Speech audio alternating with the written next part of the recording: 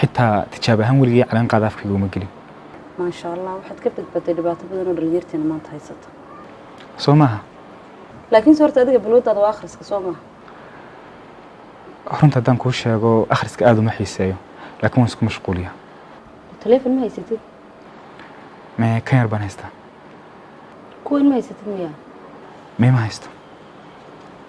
laakiin si sabira telefoon joogi kartaa adduunkan ay maanta joogno qofka bilaa telefoonka wuxuu la macnay qof indhalo dhagala adduunkii bulshadiisa waxa ka dhacayna lama socdeen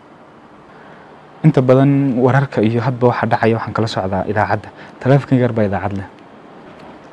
laakiin si lacag warka sheegta waxba kuma darto meesha warka lagu kala qaad lagu kala faaqada waa baraha bulshada teeda kale si waxaad ogaanaysaa dhinac warku badan iyo dhinac loo taageerayo Soomaa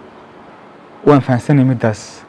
laakiin hadba waxaad haysato ma iska horgoonaysaa laakiin si Axmed waxaad leedahay weligeed telefoon ma qaadan ما هو انقاط سند